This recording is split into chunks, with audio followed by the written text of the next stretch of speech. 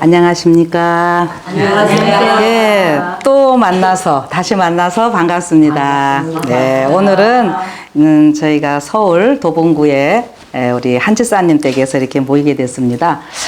지금 여 바깥에요, 라일락 꽃이 하늘하늘 지금 움직이고 있어요.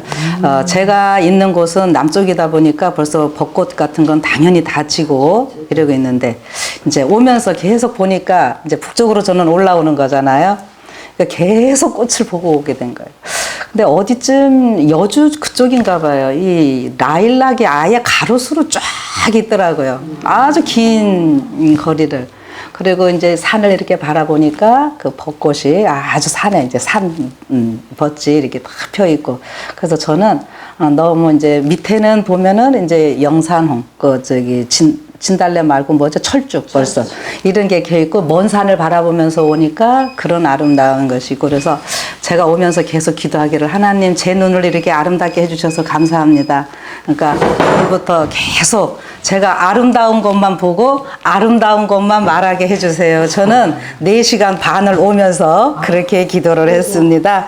그래서 오늘 아름다운 거 보면서 아름다운 거 말하게 해달라고 했더니, 오늘 여기 오니까 이렇게 아름다운 분들이 또 계셔서 오늘 정말 하나님께 먼저 감사드리고요.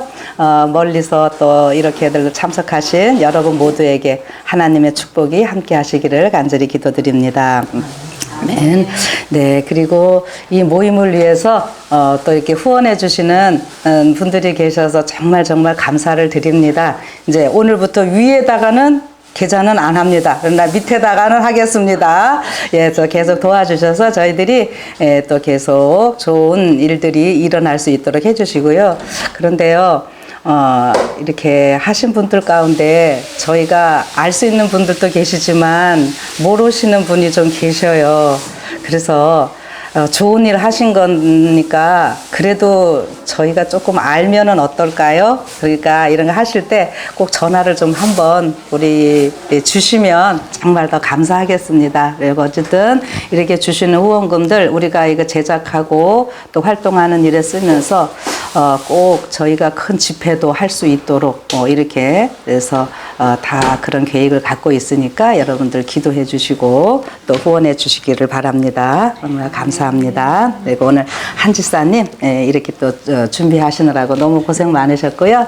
정말 감사합니다. 그래서 이 과정을 통해서 하나님의 많은 또 복음이 전달되기를 간절히 바라면서 오늘 말씀을 좀 시작하도록 하겠습니다. 예, 저의 말씀의 주제는 이제 요한계시록이죠. 그래서 지난 달에 재림의 날짜와 일요일 휴업령 첫 번째 시간으로 이렇게 제가 제목을 정하고 말씀을 좀 나누었습니다. 자, 그래서 오늘 이제 재림의 날짜와 일요일 휴업령 이제 두 번째입니다. 제가 여기 재림의 날짜에 퀘스천 마크 해놓은 거를 꼭 기억을 좀 해주세요.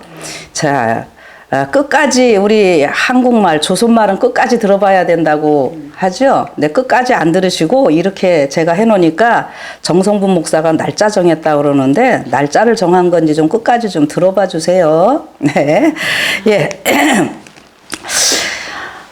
오늘 여러분 이거 어떻게 읽고 어떻게 해석하실래요?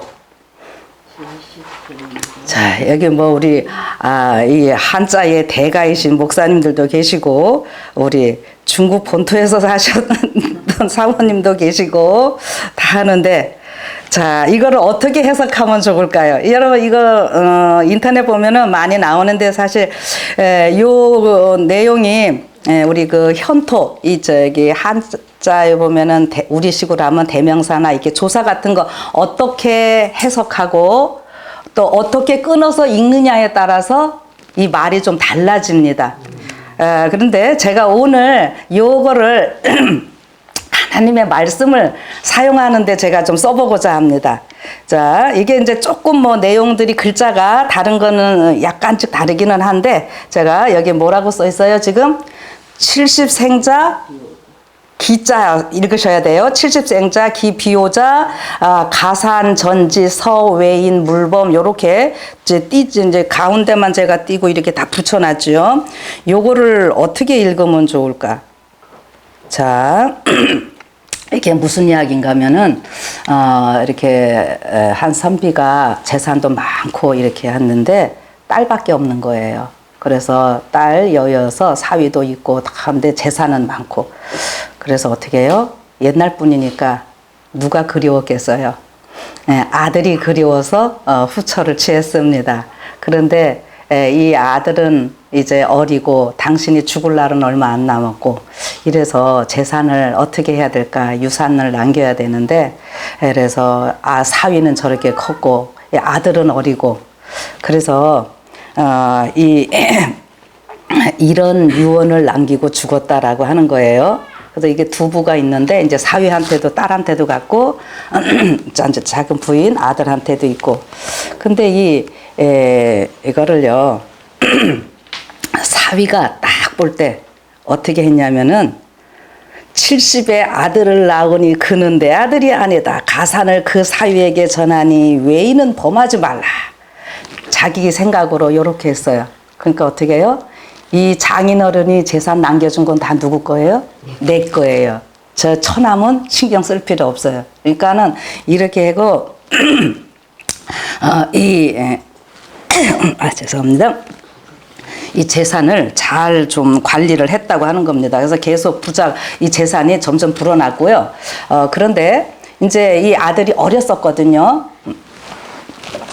네, 죄송합니다. 물을 좀 마시고 하겠습니다.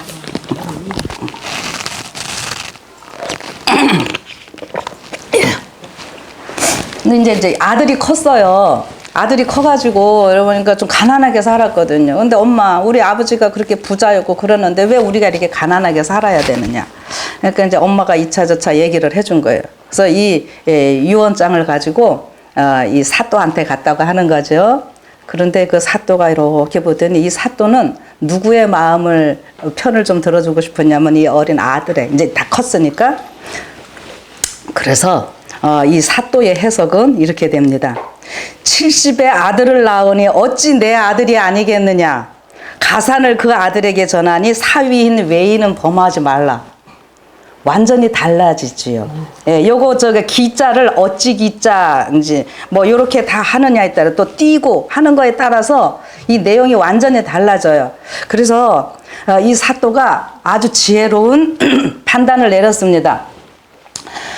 이 사위가 장인한테 재산 물려받은 이후의 거는요 다 어쨌든 이 사위 거예요. 그런데 그냥 물려받고 나서 늘려놓은 재산은 그런데 물려받은 거는 누구 거예요? 아들 걸로 판단을 내려줬습니다. 근데 이게 첫 번에 사위가 이렇게 자기가 해석을 했기 때문에 사실 처남을 죽이거나 해코지 안 하고 그냥 놔뒀다라고 하는 거지요. 그래서 아무튼 이것이 아버지의 마음으로 읽으면은 이 재산을 누구를 주고 싶었겠어요? 아들을 주고 싶었겠죠. 옛날 사람들이니까 그치요. 그래서 제가 그냥 이거 오늘 조금 우리가 웃으면서 이야기를 시작하자고 이거를 했고요. 그 다음에 우리 율법사가 예수님께 왔을 때 율법에 대해서 물을 때 예수님 뭐라 그러셨죠? 내가 율법을 어떻게 읽느냐. 이게 무슨 말이냐면은 어떠한 마음으로 읽느냐 이거예요. 하늘 아버지의 마음으로 읽을 때에 우리는 이 말씀이 다 달라질 수 있습니다. 사도 바울이 이 토라를 율법서를요 토시 하나 틀리지 않고 다 외우는 사람이었어요. 그래야지 그 당시에 뭐예요? 랍비 소리를 듣는 것입니다. 그런데 그렇게 줄줄줄줄 다 외웠지만은 문자적으로 율법적으로 글자를 읽었을 때에 어떻게 됐습니까? 예수님 믿는 사람들 다 죽이려고 살기 등등해서 다녔지만은 이제 그가 예수님을 진정으로 만나고 회개하고 이 율법을 성령의 감동으로 읽게 될 때에 사도 바울은 어떻게 했어요? 예, 그 죽기까지 이 하나님의 그 종으로서 살아간 이런 모습이지 않습니까? 여러분 완전히 똑같은 말씀인데 어떻게 읽느냐에 따라서 달라집니다. 그래서 우리 하나님의 말씀도 우리가 그렇게 생각하시면서 우리가 어떤 극단으로 가려고 하는 거 절대 아니니까 오해하지 마시고요. 잘 좀 새겨주셨으면 하는 마음입니다. 그래서 먼저 저희가 재림을 사모하는 이 모임의 목적을 좀 다시 한번 말씀을 드리겠습니다. 제일 첫 번째는요, 때가 가까운, 이 때는 어느 때예요? 예수님 재림의 때이기 때문에 우리가 이 말씀을 연구하는 겁니다. 그래서 다니엘과 그 관련해서 요한계시록을 읽을 때에 우리의 신앙이 더 이렇게 발전할 수 있다고, 부흥할 수 있다고, 전과 같지 않고 분명히 다른 것을 느낄 수 있다고 말씀하셨고, 이것을 우리는 가르치라고 했고 하니까 우리는 이 말씀들을 더 연구를 하는 겁니다. 물론 사람마다 조금 다르긴 하겠죠. 그리고 이 모든 성경이 66권의 말씀들을 보면은요, 옛날에 쓰여졌잖아요. 그런데 이 가려 뽑은 기별 3골에 있는 말씀인데, 뭐 여기뿐만이 아니라 다른 데도 여러 군데 나와요. 옛날에 이 선지자들의 이 글들이 그 당시를 위한 것이 아니라, 물론 그 당시에 당연히 필요하고 그 당시를 위해서 쓴 글도 있지만은, 그 당시에 쓰여졌다고 해서 그 당시만이 끝나는 것이 아니라 거의가 한 80% 이상은 마지막 때를 위해서 다 쓰여졌다고 그랬어요. 그래서 우리가 이 말씀을 우리 이 시대에 적용하면서 지혜롭게 말씀을 연구하는 게 필요하다고 생각이 됩니다. 그래서 이런 말씀 집회를 우리가 같이 갖고 있는 것이고요. 그 다음에 또 하나 저희가 강조한다고 할까요? 아니면 같이 이야기를 나누는 것 중에 하나가 우리가 시골 생활입니다.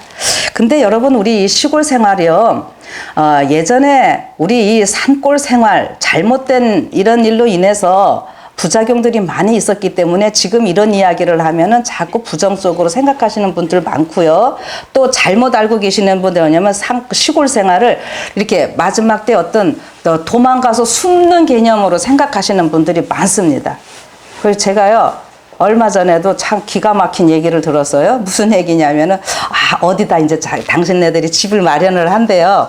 그러는데 아주 이렇게 사람들한테 잘 띄지 않을 것이고, 그런데 쌀도 이렇게 다 준비를 자기네가 해놨는데, 왜냐하면은 앞으로 이제 식량 위기가 있을 건데, 밥을 하잖아요. 여러분, 배고플 때 그 밥 냄새 어때요? 기가 막히죠. 그런데 그 밥 냄새에 이렇게 퍼져나가면은 사람들이 다 뺏어 먹으러 올 테니까 산이 이렇게 둘려 있어서 어떻게 해요? 밥 냄새가 퍼져나가지도 않을 거래요. 여러분, 이거 그분이 이거를 안 들으실 분이니까 제가 이런 이야기를 합니다. 여러분, 그거 아니에요. 마지막 때에서 우리가 하나님 백성들이 만약에 그런 일 있으면 더 나눠 먹어야죠. 예. 다른 사람 몰래 숨어서 우리가 밥 먹으려고 시골 생활하는 거 아니에요. 그리고 시골 생활 혼자 앉아갖고요, 교회고 뭐 세상이 다 부패되고 하니까 혼자 산골에 앉아가지고서는 기도하면서, 이게 준비가 아니에요. 그거 시골 생활 아닙니다. 예. 저는 그렇게 혼자 앉아 계신 분들도 나오게 하는 것이 저의 목적이에요. 예. 가끔 저한테 전화들을 주셔요. 막 말씀 좋네 해가면서, 그래서 어디 사시냐, 어느 교회로 나가냐 그러면은 얘기를 안 해요. 그때 다 보면은, 교회에 누구 비기시고 교회 뭐 들어봐야 말씀이 그렇고 뭐 어쩌고 해서 안 나간다고 하는 거예요. 여러분, 그거는요, 시골 생활도 아니고 그리스도인의 생활이 아니에요. 혼자 그러고 있는 것이 절대 잘하는 게 아니라고요. 그리고 시골 생활의 목적이 뭐냐면요, 분명히 하나님께서 이제 우리에게는요, 기별로 주신 거는 확실합니다. 그러니까 우리가 옛날에 그 부정적인 이렇게 실패했던 이런 것만 자꾸 얘기할 것이 아니라, 선지자를 통해서 주신 이 시골 생활의 목적이 그 나라의 우리의 형편이 어떻게 맞는지 우리는 연구해서 같이 어떻게 해요? 해야 될 기별인 거예요. 그래서 분명히 시골로 가라고 하는 이런 말씀들이 많이 있잖아요. 도시의 삶이 얼마나 지금 위태하고 위험한 가운데 있고, 안 좋게 자녀들 교육이나 여러 가지를 위해서 안 좋기 때문에 하나님께서 분명히 다 얘기를 하신 거고, 특별히 우리 이제 시골 생활하는 사람의 그 하나의 모델이 있는데 누구냐면은요, 에녹입니다. 창세기에. 에녹이 어떻게 했어요? 집은 시골에 있었는데 전도는 어디 가서 했어요? 도시 나가서 해서 도시에서 영혼들 얻어서 집으로 데리고 오고, 이렇게 했어요. 오늘 그렇게 지금 하나님께서 하라고 하는 거잖아요. 도시에 있는 그 수많은 영혼들, 하나님이 귀히 여기시는 영혼들이에요. 당연히 그분들을 우리가 전도하는 것이 우리의 목적인 게, 시골 생활의 목적도요, 결국은 영혼 구원인 거예요. 그러니까 지금 여기 오시는 분들 다 어떻게 해요?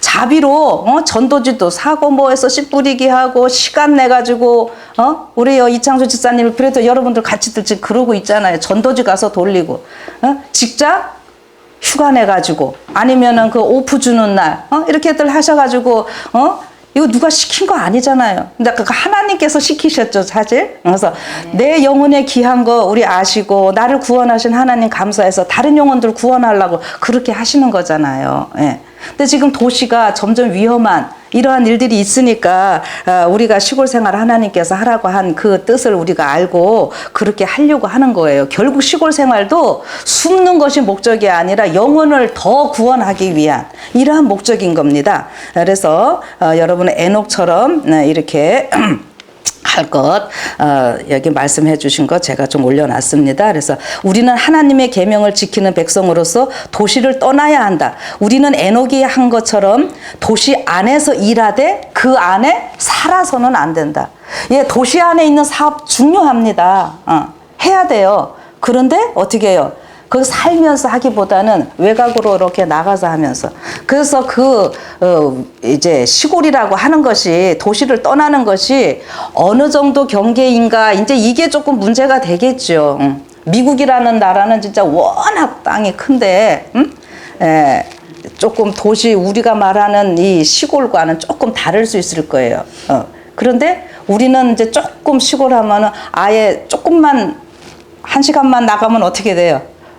막 깊은 산골이 되는 이런 경우도 많잖아요. 그러니까 이런 것들이 극단이 되지 않도록 우리가 잘 살피시는 게 중요합니다. 그죠? 그 안에서 사는 거는 아니라고 여기 분명히 얘기를 하시잖아요. 그리고 전초기지에서 도시에 들어가 일하는 형식을 취해야 한다. 도시들을 경고해야 할 것이 아닌가. 그렇다. 도시 안에서 살고 있는 하나님의 백성들로 말미암아 경고될 것이 아니라 도시 안에 사는 사람들을 찾아가서 그들에게 이 세상에 임할 일에 대하여 경고해야 하는 것이다. 아멘. 네, 이렇게 말씀하고 있습니다. 그래서 이런 일들을 우리가 좀 하자는 이야기고요.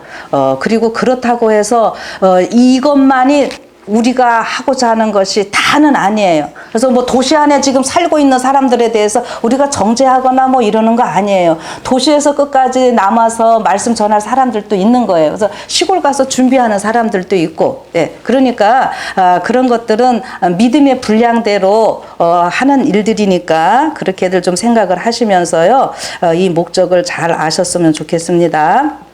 자, 그리고 제가 이제 지난번에 2030년 혹은 2031년 이제 예수님 재림하시네 뭐 이러면서들 막 뭐 정확하게까지 하면 어떤 팀들은 뭐 봄이라고 6월절 봄까지 얘기를 하면서 이렇게 하는데, 제가 이거를 아주 강조하는 얘기가 아니고요. 이런 것도 신경을 쓰라 이거예요. 관심은 갖되 우리는 이 날짜와 이거에 몰입하는 것이 아니라 주변에 이런 일들이 들릴 때 신경도 쓰면서, 이런 일들이 있다고 하는 것은요, 예수님 오실 시간에 가깝다라고 하는 건 맞잖아요. 그러니까 관심을 가져보시기도 하고, 근데 여기에 빠지시면 안 되죠. 근데 제가 지난번에 이게 왜 이런 얘기가 나오냐면은 예수님의 십자가 달리신 연도 이런 것 때문에 이제 처음에 공생애 하실 때 제가 지난번에 예수님이 30세쯤 이제 공생애 시작하시는 얘기 했었죠. 그래서 예수님 십자가에 죽으실 때가 뭐 4,000년이 끝나는 얘기 뭐 이런 거 해드렸어요. 이제 이런저런 걸 가지고 얘기를 하는데, 제가 오늘 요것도 하나 좀 하는 거는요, 예수님이 십자가 언제 달리셨나요? 지금 우리가 쓰고 있는 이 태양역으로 몇 년도? 틀릴 것 같으니까 말씀하지 마세요. 네, 제가 31년, 우리 재림교에서는 공식적으로 31년입니다. 뭐, 선지자를 통해서도 그렇고, 그러는데 우리 재림교인들 가운데서도요, 제가 이상한 거 많이 봤어요. 자, 이거는 이제 일반 우리 재림교회 뿐만이 아니라 일반 개신교회나 뭐 이런 데서들 나오는 걸 제가 조금 한 거예요. 근데 요즘에 막 이런 날짜 적고 하는 것들이 참 많아요. 그래갖고 보면은 예수님이 여기 니산월이라면 이제 1월 달 얘기를 하는 겁니다. 유대력으로 14일에 이제 금요일 날 돌아가셨다는 거는 이제 많이들 인정을 하고 있어요. 그런데 그러면은 그 연도가 언제인가를 이제 아는 게 우리는 옛날부터 알고 있었는데요. 이 개신교인들은요 그런 거 별로 신경 안 쓰고 있었더라고요. 그래서 이거를 했는데 30년 아니면 33년으로 보는 일들이 있습니다. 왜 그런가 하면은 여러분 나사 많이 들으셨죠? 나사가 하는 거면 다 맞는 것 같을까요? 우리도요 뭐 하면은 나사에서 뭐 발표한 것에 의하면 하고서는 막 인용할 때 참 많아요. 근데 여러분 나사 미 항공우주국 나사에서 하는 것이요 다 맞지 않습니다. 여러분 그걸 아셔야 돼요. 왜 그러냐면요 30년 혹은 33년 얘기를 꺼내는 이유들이 그 다음에 이제 다른 교단이나 뭐 이런 데서 2033 막 얘기하는 이유가 뭐냐면은 이제 지금 천문학 발달했잖아요. 컴퓨터 발달했잖아요. 그래서 이제 과거를 다 추적해 나갈 수 있어요. 그러면은 예수님 십자가 달리실 때 태양이 빛을 잃고 캄캄케 되었네 백일무광하여 그 노래 아셔요? 어둠이 깔리고 예, 우리 성경에 나오잖아요. 그 밝은 예수님이 몇 시에 돌아가셔요? 오후 3시고 9시에 이렇게 달리시고 하는데 어떻게 해요? 한낮인데도 캄캄해지잖아요. 그러니까는 그거를 뭘로 생각을 하냐면 태양의 빛을 잃고 응? 그래서 이거 얼마 전에 4월 8일 날 또 미국의 한 부분에 또 이제 개기일식도 있고 뭐 이러는데 태양의 빛을 잃으니까는 뭐예요? 개기일식으로 생각하는 거예요. 예수님이 십자가 달리실 때에 개기일식이 있었다라고 하는 거죠. 그래서 그거를 찾으니까는 개기일식이 있었던 그 가능성을 찾을 수 있는 연도가 뭐냐면은 30년 아니면 33년인 거예요. 그러면은 이게 맞을까요? 근데 우리 화이브는 이제 우리 2300주야 이런 거 다 계산할 때에 예수님 십자가의 연도 그다음에 31년으로 다 하는 거거든요. 27년은 예수님이 침례 받으신 연도고 3년 반 동안 일하셨으니까 31년에 돌아가신 거예요. 그런데 이 나사에서 이렇게 해보니까는 몇 년도가 나온다고요? 30년이나 33년. 그러니까 막 이런 거 해갖고 한 거 뭐 사람들이 막 저한테 보내주고 막 야단들여서 그런 거 제발 좀 듣지 좀 말라고 제가 그랬는데 저는 이럴 때 어떻게 하면 좋을까요?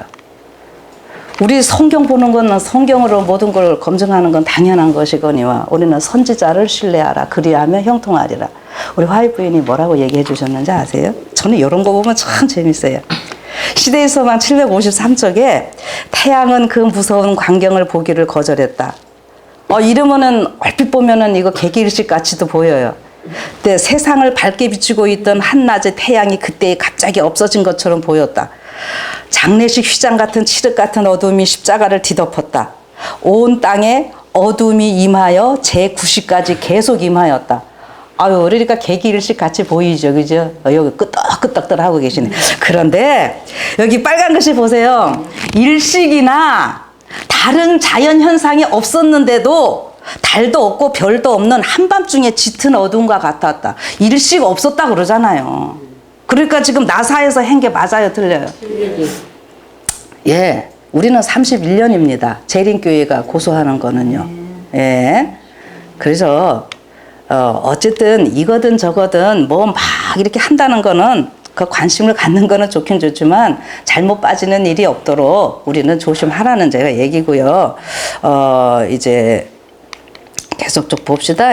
이거 아까 30년인 거 아까 했던 얘기 그 3년 반이 지나면 서기 31년에 주님께서는 십자가에 못 박히셨다. 그래서 우리는 31년이에요. 여러분들 꼭 기억하세요. 우리 요새 재림교인들까지도 31년이 아니라 또 엉뚱한 소리 하는 걸 제가 봐서 이런 소리를 합니다. 그래서 그렇게 생각을 하고 제가 이건 찬미가까지 한번 좀 해봤어요. 옛날 찬미 백일무광하여 이렇게 했는데 지금은 바뀌었더라고요. 어떻게 바뀌었죠? 예, 하늘과 땅 빛을 잃고 캄캄케 되었네 이렇게. 예?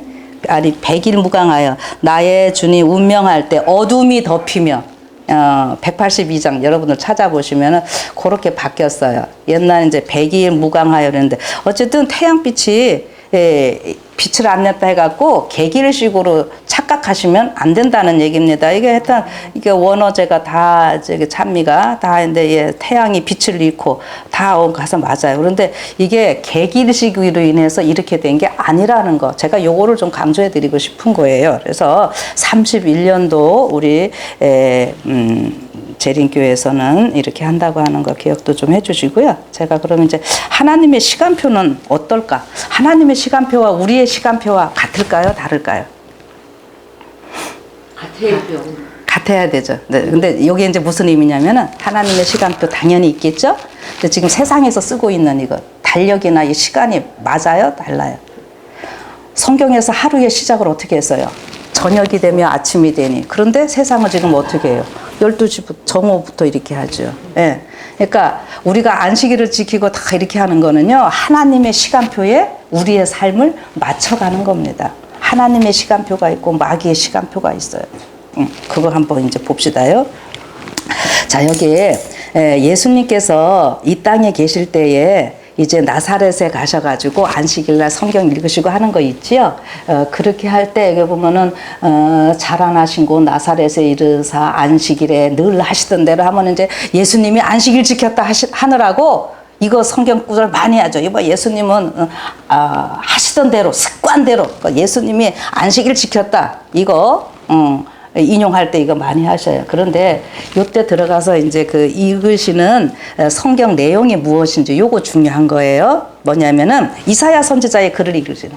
그 당시는요 다 이렇게 성경책 구약 성경 읽는 거예요. 이 당시에 성경은 구약 성경이겠죠. 근데 주의 이게 가난한 주의 성령이 내게 임하셨으니 이는 가난한 자에게 복음을 전하게 하시려고 내게 기름을 부으시고 나를 보내사 포로된 자에게 자유를 눈먼 자에게 다시 보게 함을 전파하며 눌린 자를 자유롭게 하고 주의 은혜의 해를 전파하게 하려 하심이라 하였더라. 이렇게 하고 책을 이제 덮으셔요. 그런데 여기 주의 은혜의 해라는 것을 여러분들이 기억을 하시고 그 다음에 예수님이 뭐라 그러냐면은 거기에 이제 해당에 모인 사람들인데 오늘 이 글이 너희의 귀에 응하였느니라 이렇게 얘기를 하시네요. 이게 무슨 말인지 아세요?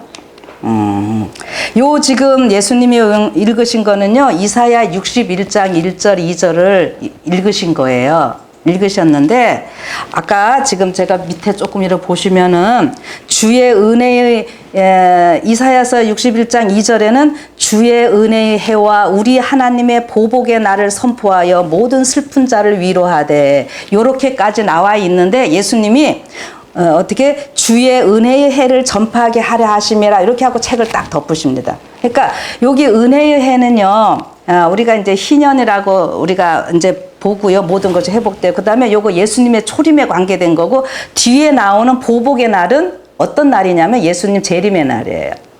그래서 요 뒷부분은 예수님이 책을 딱 덮고 읽지 않으신 거예요. 이해되십니까? 자, 그러면 무슨 얘기냐면 요 주의 은혜의 해가요. 희년이라고요. 예수님 초림하셔서 이제 이루시는데 희년이 어떤 해인지는 혹시 아십니까? 희년은 그냥 땅까지 완전히 원주인에게 돌아가는 이런 해거든요. 근데 희년이 몇 년마다 한 번씩 있죠? 7년은 안식년이에요. 그러니까 안식년이 7번 있으면 7, 7이 49년. 그 다음에 50년째가 희년인 거예요. 예.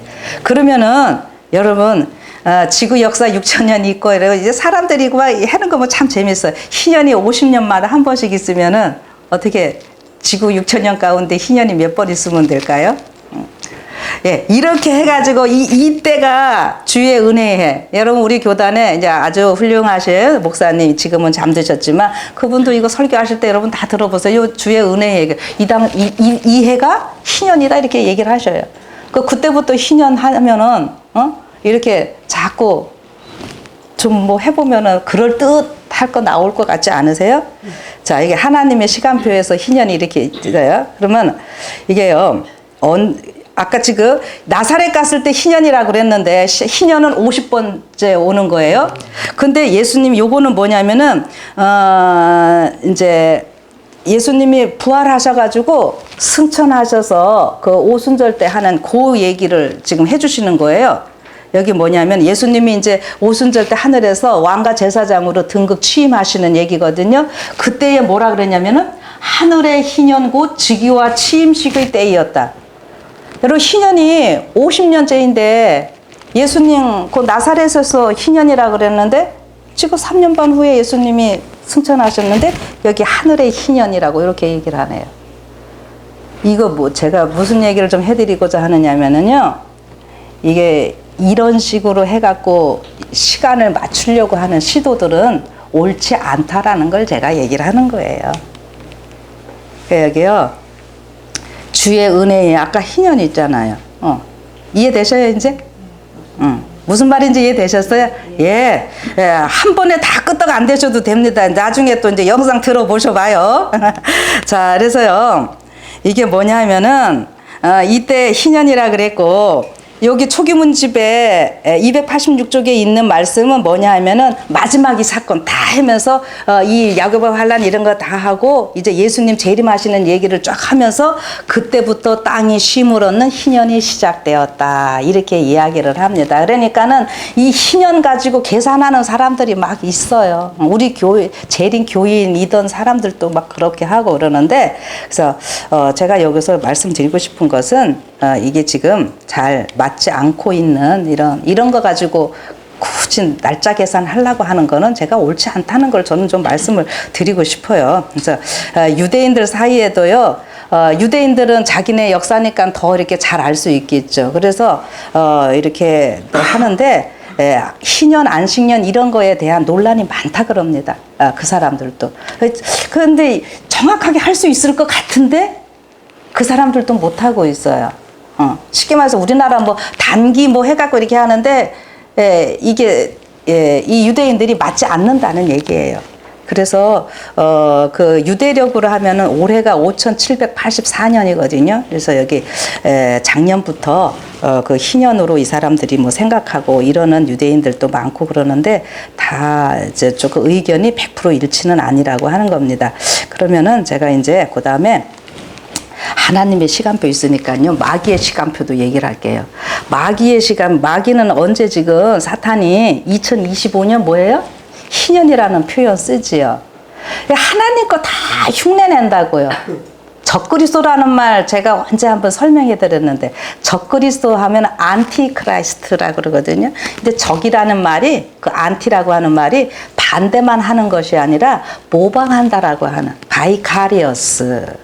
그래서 교황이 여기 쓴 것 가운데 뭐 비카리오스 필리데이 할 때 여러분들 숫자 그거 하시는 거 기억들 한번 해보셔요. 그래서 이렇게 2025년을 희년이라고 이렇게 표현들 하고 있는데 이런 것들이 다 지금 사단이 모방하고 있는 이런 모습들이에요. 그래서 저는 이런 것도 좀 말씀드리고 싶고요. 이 2030 아젠다 우리 얘기들 많이 하잖아요. 이게 왜 나오는지 여러분들이 이렇게 살펴보면요 기가 막혀요. 이제 요거는 많이들 하니까 제가 오늘 이건 다루지는 않을게요. 그래서 그 라우다토 시 참여 받으셔서 우리 또 누구를 통해서 많이 그 얘기들도 들으셨을 거예요. 네. 그런데 이 희년 얘기 나오고 하는 것들이 다 뭐 이 사단이 하나님의 거 7년의 여정이니 뭐 해가 뭐 하는 것들이 다 모방하는 얘기라는 거. 사단이 또 여기 교황이 흰 옷 입고 돌아다니죠. 물론 빨강색은 그 집전할 때 하지만은 그거 저기 계시록 1장에 예수님이 흰 옷 입고 성소에서 거시는 모습 사단이 그 교황이 지금 모방하는 거라고 그랬어요. 다 이렇게 모방합니다. 그래서 이제 이 하나님이 마귀 계획을 따라가는 것이 아니라 누가 그랬잖아요. 뭐 이렇게 있는데 이런 일이 이루어지면은 하나님이 뭐 마귀 계획을 따라가는 거냐? 따라가는 게 아니라 하나님 마귀가 이렇게 해놓을 때 하나님의 크고 원대한 그 그림이 있고요. 그 계획이 있고 하나님은 그에 의해서 다 이루어가지니까 사단도 거기에 가면서 할 때 하나님이 어떻게 해요? 허락하시는 거예요. 그렇죠? 성경에 보면은 욥의 고난 그거 할 때 나오는 거 있지요. 그냥 생명만 놔두고 네 마음대로 해봐. 허락하시잖아요. 그런 겁니다. 예. 그다음에 마지막 때 여러 천재지변 이런 거 있는 거 사단이요 다 과학적 이런 거 연구해가지고요 이렇게 한다 그랬어요. 근데 여러분 이게 지금 우리가 어떻게 합니까? 비가 안 올 때 인공 비 만들어서 막 뿌리죠. 저기 스키장 겨울에 돈 벌어야 되는데 눈 안 오니까 어떻게 해요?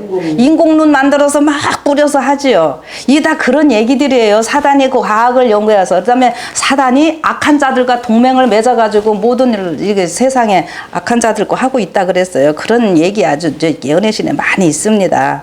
그래서 이제 마귀의 시간표도 있으니까 근데 마귀가요 먼저 부흥하게 하고 먼저 막 해요. 그래서 그거 살짝 비틀어 놓으면은 진짜가 올 때 우리가 어떻게 합니까? 그거 다 못 알아보게 하려고. 그러니까 마귀의 거짓 부흥에 대한 이런 것들도 우리가 잘 이제 살펴야 되는 것입니다. 그렇게 하기 위해서는 성경 연구하는 길밖에 없어요. 성경 연구하면서 기도할 때 성령께서 해주십니다. 또 하나 이제 보면은요. 사단이 다 바꾸려고 하는 것 이거 다니엘 7장 25절 우리 재림교인들은 뭐 눈 감고도 다 이제 외우는 얘기죠. 사단이 교환권을 통해서 때와 법을 변개코자 할 것이요. 그래서 뭐 바꿨어요? 이 때와 법을 변개코자 했을 때 안식일 계명 넷째 길 때니까는 안식일 그다음 시간 그다음에 법이니까는 십계명 해서 넷째 계명 바꾼 거 안식일을 바꾼 거 우리가 잘들 알고 계시죠. 그런데 여기에 제가 오늘 조금 더 부연 설명을 좀 해보고자 하는데 여기서 때와 법을 바꾸자 할 때 요 때를 좀 설명할게요. 요 때가 그냥 한 때, 두 때, 반 때 할 때 요 때와는 또 다른 말이에요. 그래서 여기 때와 법을 변개코자 할 때 이 때라는 말이 그 모에드라고 하는 말인데 창세기 1장 14절에 보면은 그 하나님이 가라사대 하늘의 궁창에 광명이 있어 주야를 나뉘게 하라. 또 그 광명으로 인하여 징조와 사시와 일자와 연하를 이루라. 이렇게 사시라는 말 나와요. 그 우리가 봄, 여름, 가을, 겨울 이렇게 얘기를 사시니까. 근데 영어로도 우리가 시즌이라는 말도 있고 이러는데 이거 원어 보면은요 모에드라고 하는 말이거든요. 이 모에드는요 정해진 아주 appointed time 딱 약속해서 정해져 있는 결코 바뀔 수 없는 그 시간을 얘기를 합니다. 그래서 요거를 어디에다가 요 때를 많이 썼냐면은 제7일 안식일과 그다음에 우리 절기 있지요. 절기들의 요 모해들을 다 씁니다. 그래서 이제 사단이 이거를 바꾸기로 그렇게 한다 그러는데 이게 무슨 말이냐면은 제가 그 전에 말씀드릴 때에 안식일이 어떤 날인가 하면은 안식일은 창조의 기념일인가 동시에 또 뭐였죠?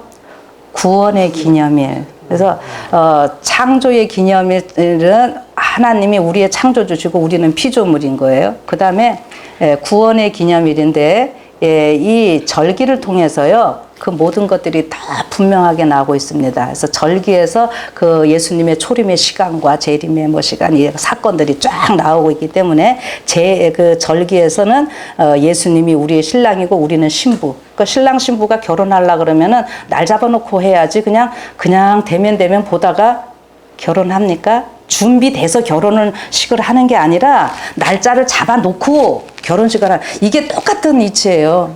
예, 그래서 절기에 그게 나오고 있어요. 그래서 뒤에 제가 얘기하죠. 지금 미리 말씀드리면은 예수님이 우리의 신랑이시고 우리는 신부로서 예수님과 결혼하는 결혼식이 언제 있게 되는가 하면은 예수님이 지성소에 계시는 동안. 그럼 이게 뭐냐면은 대속죄일 때. 하늘에서 우리가 하는 거는요 결혼식이 아니라 그거 피로연이에요. 어린 양의 혼인잔치라고 나온 거. 결혼식과 이 피로연은요 구분하는 거 반드시 필요합니다. 그래서 계시록 19장 그 어린 양의 그 혼인잔치 그거 나오는 거요. 그거 보면은 저녁 잔치예요. 저녁이라고 분명히 그거 피로연으로 우리가 해석을 해야 될 그런 부분들이 있습니다. 근데 요 지금 절기 요 때를 바꿔놓으면은 어떻게 되는 거예요? 신랑 신부가 결혼식 제대로 못 하는 거죠. 예수님 재림 못 맞이하는 거예요. 그래서 안식일에요. 이게 그냥 이것저것 다 걸려 있어요. 그래서 계속 좀 봅시다. 그래서 지금 우리가 어떠한 시기에 살고 있는가 이거를 절기를 조금 보면은 우리 유대인들의 그 절기 있어요. 그래서 이거를 그냥 다 끝난 걸로 우리가 보면 안 되고요. 레위기 23장에 보면은 여호와의 절기다 이렇게 얘기를 합니다. 그러니까 이스라엘 민족에게 있어서는요, 이열리 사이클로 1년씩으로 돌아가던 이것이 이제 확장돼 갖고요. 이게 뭐냐면 여호와의 절기. 저는 이거 멜기세덱 반차의 절기라고도 표현을 하는데 이제 이게 글로벌리 전 세계적인 사이클로 이게 돌아가는 거예요. 그러면은 우리가 이 정도는 다 아시니까 6월절에는요. 6월절 어린 양 대신 예수님 이거 다 성취한 거 알잖아요. 근데 6월절은요. 개인의 구원입니다. 그러면은 6월절이 지나서 이제 읽다가 7월 달에 7월 10일 대속제일 여러분들 아시죠? 대속제일은 어떤 날이냐면은 이렇게 개인적으로 구원받은 사람들이 모여지는 이스라엘 공동체의 구원이에요. 이거 엄청난 차이가 있습니다. 그래서 이때는 황소를 또 드리게 되는 일이 있고요. 그 다음에 여기 이스라엘 먼저 구원받는 일이 있고요. 그 다음에 여기 초막절은요. 이스라엘 외에 전 세계적인, 그래서 열방이라고 표현을 하죠. 초막절 때는. 그래서 이때는요. 소도요. 몇 마리 드리냐면은 70마리 드리게 되거든요. 13마리부터 일주일 동안 13, 12 쭉쭉쭉 하면 70마리가 딱 돼요. 그래서 속죄절 때는 황소 한 마리고요. 이때는요 70마리 됐는데 창세기 10장에 보면은 이 세상 민족이 70나라로 갈라질 거 딱 예언을 해놓고 있었고 신명기 이런 데 보면은 민족들 다 하나님께서 정해져 있는 모습을 얘기를 하셔요. 그래서 70이 해갖고 딱 70이라고 했다. 열방의 숫자입니다. 70은. 예, 70은 열방이에요. 그래서 이 초막절은 이렇게 요거를 그러니까 우리 지금 재림교회 우리식으로 표현을 제가 해드리면은 제가 다른 데서 한번 했었는데 재림교회 먼저 구원 받고 어떻게 해요? 구원 확정 져지는 거예요. 우리 초실절 우리가 첫 열매로 우리가 되면서 어떻게 해요? 수많은 사람들 셀 수 없는 많은 사람들이 있게 돼야 되지요. 이 이야기라는 거예요. 자 생각을 좀 하셔요. 자 그래서. 그러면 이게 지금 어떻게 되느냐 그대로 제가 좀 연결을 해볼게요. 이제 AD 31년부터 예수님 십자가에 돌아가시고 난 이후부터 누구나 전 세계 다 유대인만이 아닌 누구나 다 예수님 영접하면 구원 얻잖아요. 개인적으로 구원 얻은 이것이 이제 천국 가기 위해서 한 나라가 돼야 되죠. 그러니까 1844년 10월 22일부터는 우리가 예수님이 어디에 들어가셨어요? 지성소 들어가시고 우리가 대속제일 시작된 거 다 아시잖아요. 그래서 이거 원형적인 대속제일이라는 표현 많이 쓰죠. 그래서 이때부터는요 영적인 이스라엘 백성들을 이제 이렇게 준비되는 시간이에요. 그래서 심판도 누구만 받아요? 지금 이 영적인 이 대속제일 기간에 아예 안 믿는 사람들은 심판 안 하신다고요. 하나님이. 누구 심판하셔요? 믿는 우리들, 죽은 자로부터 시작해서 지금 우리들 구원하는 거예요. 그래서 요거 해서 딱 되면은 그 다음에 뭐 할 거예요? 계시록 18장 사건 일어나야 되겠지요. 이렇게 되는 거예요. 그래서 공동체, 영적인 이스라엘 공동체 구원이 완성되어 가고 있다. 제가 이렇게 표현을 했고, 그래서 은혜의 시기의 끝으로 이 은혜의 시기가 이게 이제 은혜 일일 협령이 같은 말이거든요. 그래서 일일 협령이 반드시 있어야 하는 이유가 뭐라고요? 첫 열매인 우리가 그거는 준비됐다는 표라고요. 그래서 우리가 준비된 모습을 누가 봐야 돼요? 세상이 다 봐야 되고 사단도 봐야 되고 그래서 이 첫 열매 준비된 걸 통해 갖고요 수많은 사람들이 들어오게 돼 있어요. 성경에 그렇게들 한번 보셔봐요. 그래서 여기 계시록 7장에 보면 앞에 14만 4천 준비되고 뒷부분에 뭐예요? 셀 수 없는 허다한 무리들. 그래서 종려가지 들고 막 이렇게 있거든요. 이게 초막절에 종려가지 들으면 아무 때나 또 종려가지 들으면 안 돼요. 그런 게 다 표상이에요. 그래서 제가 그 초막절은 열방의 구원이라고 그랬잖아요. 그래서 7월 10일 거기 하고 이제 7월 15일부터 초막절 그 시간 그 잠깐 있습니다. 그래서 지금 우리가 무슨 시기에 살고 있다고들 다 굳게 믿고 있습니까? 대속제일 기간에 살고 있다. 이 소리는 누차 하잖아요. 그래서 대속제일에 뭐 하는 거예요? 이제 그걸 알아야 돼. 제가 이제 한 다음부터는 이제 대속제일의 계시록, 레위기 16장에 그 사건을 이제 요한계시록과 딱 연결을 하면은 아주 이제 재밌는데 제가 이제 그거는 그때 좀 하겠습니다. 그래서 지금 우리가 그런 시기에 살고 있다는 거, 이게 절기 이거 다 하려면 뭐 한도 끝도 없어요. 그래서 지금 영적인 대속제일 기간에 살고 있는데, 그래서 우리가 2300주야 그 이후 더 긴 시간은 하나님께서 이제 주신 일이 없다 그랬고요. 그러면은 우리에게 지금 이 시대에 알고 있는 이 시간은 계시록 10장에서 우리가 찾고 있습니다. 뭐예요? 천사가 여기 저기 바다와 땅을 밟고 있는 서 있는 천사가 이게 누군지 아세요? 예수님이에요. 그러니까 예수님이 하늘을 향하여 오른손을 들고, 이거 다니엘서에 있는 얘기다. 아버지 하나님께 이게 맹세하는 장면입니다. 그런데 세세토록 살아계신 이고 하늘과 그 가운데 있는 물건이며 땅과 그 가운데 있는 물건이며 바다와 그 가운데 있는 물건을 창조하신 이를 가리켜 맹세하여 이르되 지체하지 아니하리니, 이렇게 나오죠. 그래서 요 지금 계시록 10장의 요 일은요, 다니엘 8장 14절 2300주야까지니, 요것도 많이 들으신 거잖아요. 우리 재림교회가 태동할 수 있었던 배경도 이거고요. 근데 요 8장 이렇게 다니엘에게 보여주시고 계속 이제 했대 보면은 다니엘 10장에 어떤 장면 나오느냐 하면은, 그때 내가 눈을 들어본 적 한 사람이 세마포 옷을 입었고 허리에 우바스 순금띠를 띠었더라. 이게 누굴까요? 예수님입니다. 요게 예수님이 제사장으로 봉사하시고, 요게 지금 이 모든 일들이 대속제일 사건이라는 것을 보여주는 하나의 사인이에요. 대속제일 때 이렇게 옷을 입거든요. 그래서 계시록 1장에 보면은 예수님이 흰 옷을 입고 성소에 거느리고 우바스 정금띠 띠고 이거 있는 그 모습이고요. 그래서 이 모습이 6절의 모습, 다니엘서에 있는 거, 계시록에 있는 거 다 똑같이 되는 거거든요. 그래서 여러분들요, 다니엘서 10장 요것도 지금 마지막 대속제일 사건들 보여주시는 내용이고요. 그것이 계시록 10장으로 연결이 되어 있는 거예요. 그래서 계시록 10장 여러분들 외우기 좋죠. 대속제일이 히브리 달력으로 언제라고요? 7월 10일이잖아요. 10일이면 계시록 10장, 다니엘 10장, 애가 똑같이 돼요. 그리고 요 대속제일 기간을 통해서 어떻게 되는가? 우리가 누구를 닮아요? 예수님 닮아요. 성화의 표징. 안식일과 대속제일을 통해서 이게 되거든요. 그래서 여러분들 성화된 생애라고 하는 책 혹시 아십니까? 읽어보셨습니까? 거기에서 성화된 사람을 딱 두 사람을 모델로 내세우고 있어요. 누구죠?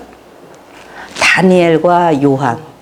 이게 다니엘과 대속제일에 관련된 얘기고, 요한계시록에 요한이 이거 얘기를 하기 때문에 이 대속제일을 통해서 우리가 어떻게 성화되는지를 보여주는 겁니다. 그래서 성화된 생애를요, 이참에 좀 한번 꼭 좀 읽어보세요. 자, 그런데 여기 이르되 지체하지 아니하리니, 요거를요, 여러분들 옛날 성경이나 이렇게 또 번역들이 조금 다르면 시간이 더 이상 없으리라, 요렇게도 번역할 수 있다고 얘기하는 거예요. 지체하지 아니하리라. 어디서 하나님이 지체하지 않아요? 이 절기에 보면은 대제사장이 대속제일 날 어디요? 지성소에 들어갔다가 거기에서 오래 머무르면 안 돼요. 왜요? 이 시간이 정해져 있기 때문에. 그 다음에 또 늦게 나오면은 백성들이 뭐 할까봐, 아이고, 우리 대제사장님 죽은 거 아닌가요? 하면서. 그래서요, 기도도요, 여기 보면은 짧게 했대요. 그 옛날 유대문헌에는 또 그렇게 되나요? 아무튼, 그래서 이게 지체하지 아니하리니, 이게요, 지금 예수님이 대제사장으로서 지성소에서 봉사하시는 이 하나의 사인이기도 합니다. 그러니까 지성소에 들어가셨으면 이제는 뭐를 해야 돼요? 나와야 돼요, 반드시. 근데 나와서는 왜 나오느냐? 백성들에게 축복하기 위해서 나오시는 거예요. 그러니까 우리에게 지금 축복은 뭡니까? 재림이 축복이죠. 그래서 이제 더 이상 2300주야 이 기간이 우리가 이제 1844년까지 얘기를 하는데, 여기까지의 그 기간 외에는 더 이상 주어진 시간이 없다라고 얘기를 하는 거예요. 그래서 우리가 몇 년도 몇 월 며칠 하는 거는요, 옳지도 않고 무의미합니다. 이제 지금 1844년 10월 22일부터는 언제든지 예수님 예. 근데 왜 못 오시는지 아세요? 우리 준비 안 돼서. 그래서 베드로 후서는 막 그랬잖아요. 우리가 재림을 촉진하라고. 우리가요 재림을요 촉진할 수도 있고 지연시킬 수도 있어요. 우리 첫 열매 때문에 이러셔요. 이거 기가 막힌 얘기예요. 조금 봅시다. 자, 그래서 제가 이렇게 좀 했습니다. 1844년 10월 22일에 이제 대속죄일에 우리가 돌입을 했기 때문에 재림의 날과 시간 밝히지 않으셨고, 몇 년도 몇 월 며칠 이제 더 이상 그런 거는 안 밝히셨고, 맨 밑에 것만 봅시다. 인자의 재림의 정확한 시간은 하나님의 오묘이기도 합니다. 그런데 날짜 시간은 얘기는 안 해주시면서 또 뭐라고 얘기하셨어요? 예, 그리스도께서는 당신의 교회 안에 당신을 나타내 보이기를 간절히 바라신다. 그리스도의 품성이 그분의 백성들 속에 완전하게 재현될 때에 그분은 당신의 것을 찾으시려고 이 땅에 강림하실 것이다. 여러분, 이거 실물교훈 68 정확하게 나와 있어요.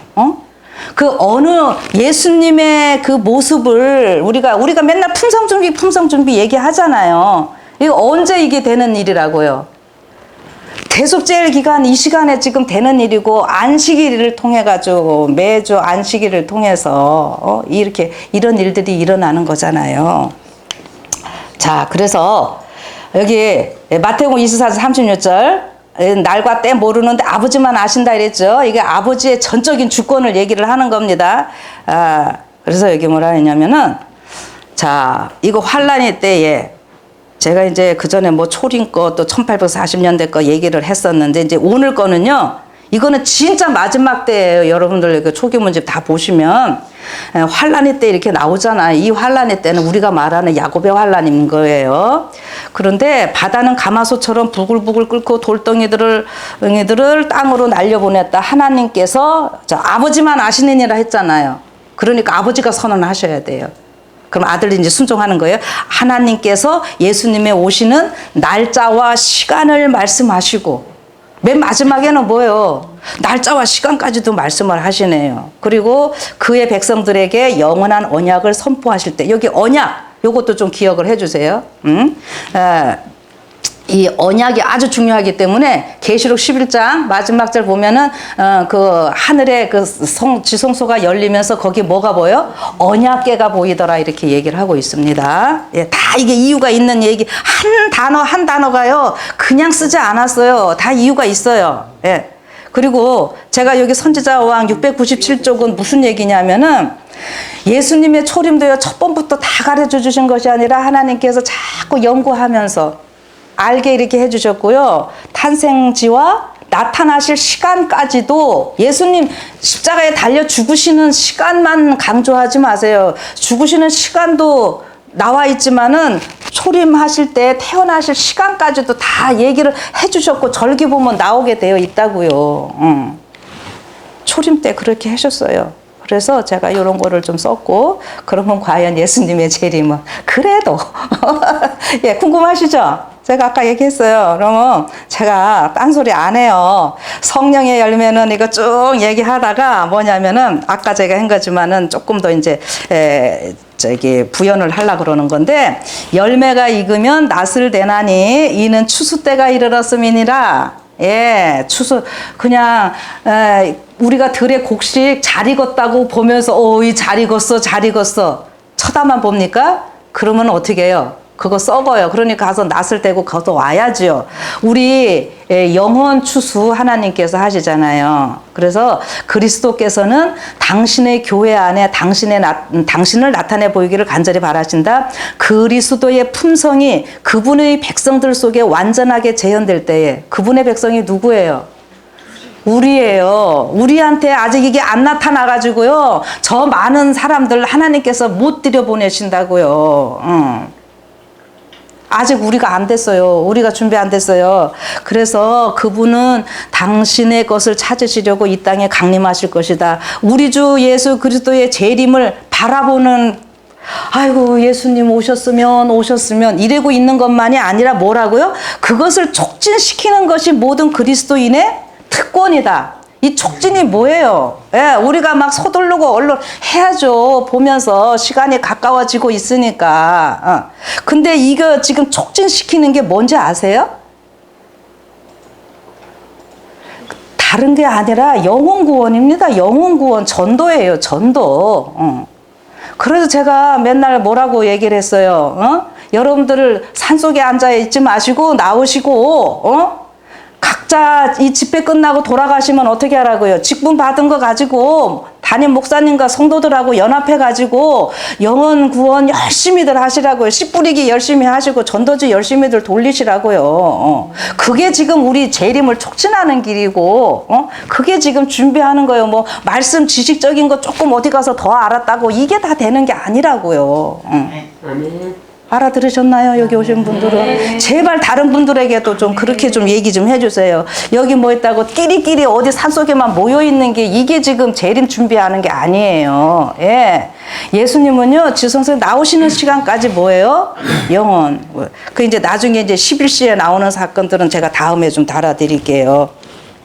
그래서 여기 보면은 촉진시키는 것이 우리의 특권이고요. 그의 이름을 믿노라고 하는 자들이 그분께 영광을 돌릴 수 있는 열매를 맺는다면 온 세상에는 얼마나 빨리 복음의 씨가 뿌려질 것인가. 최후의 큰 수확을 위해 곡식은 속히 익을 것이며 그리스도께서는 귀한 곡식을 거두기 위해 강림하실 것이다. 아멘. 네, 이렇게 있습니다. 그래서 여기 그리스도의 품성이 그분의 백성들 속에 완전하게 재현될 때에 제가 요거 했잖아요. 조금만 더 얘기하면은요, 이 성령을 통해서 우리의 품성이 변화받는 이러한 일들인 거 잘 알고 계시죠? 네. 그래서 여기 또 하나, 제자들에게 맡기신 구주의 명령에는 모든 신자들이 다 포함되어 있다. 이것은 세상 끝날까지 그리스도를 믿는 모든 신자를 포함한다. 영혼 구원 사업이 안수받은 목사에게만 의존된다는 생각은 뭐다?